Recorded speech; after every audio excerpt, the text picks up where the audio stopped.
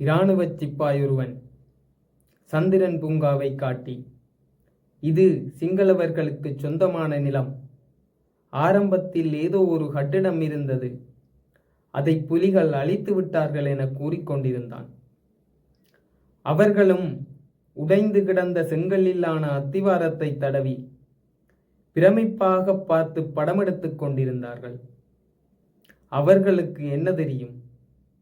ஆனையிரவில் காமினியின் சிலையை காட்டி நூற்றுக்கணக்கான புலிகளை ஏற்றி வந்த கவசவாகனத்தை அழித்த பெருவீரன் என சிங்கள மக்களுக்கு சிப்பாய்கள் சொல்வது போல இதுவும் அப்படித்தான் இருந்தது.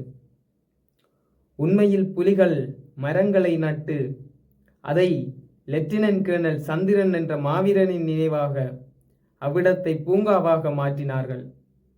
அது மட்டுமல்லாது ஹரடி, மான், மரை, முயல், பன்றி, குதிரை இன்னும் பல காட்டு விலங்குகளுடன் அதை ஒரு மிருகக்காட்சி சாலையாகவும் மாற்றியமைத்தார்கள்.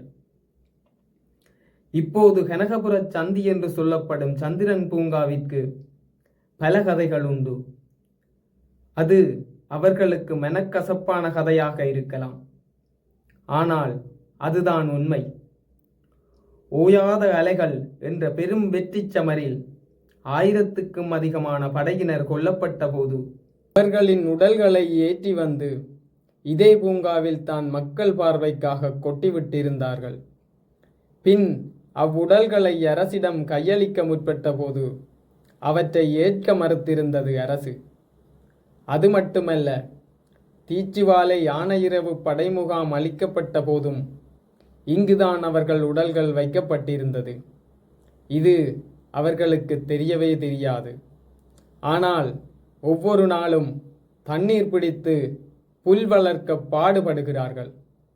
அவர்கள் புல்லுக்கு தண்ணீர் பிடிக்கிறார்களா, தங்கள் சகாக்களின் இரத்தத்தை கழுவுகிறார்களா என நினைப்பதுண்டு. என்னதான் எங்கள் நிலங்களை ஆக்கிரமித்து விகாரைகளையும் வெற்றி சின்னங்களையும் வைத்தாலும் எங்கள் நிலத்தின் கதைகள் என்றுமே மாறாது. தம்பி தங்கைகள் படமெடுத்து ஞாபகமாய் வைத்துக் கொள்கிறார்கள். அதில் ஒன்றும் தவறில்லை. ஆனால் அந்த வீரமிகு மண்ணை, அதன் பெருங்கதைகளை அசுத்தப்படுத்தி விட்டுவிடாதீர்கள். அது எங்களுக்கு வெற்றி சின்னமல்ல, சந்திரன் பூங்கா. எங்கள் குழந்தைகளுக்காய் பொழுதை கழிக்க அவர்கள் அமைத்த பூங்கா.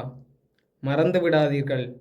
அவர்களுக்கு வேடிக்கையாக இருக்கலாம், ஆனால் எங்களுக்கு வரலாற்று நினைவிடம். சந்திரன் பூங்கா.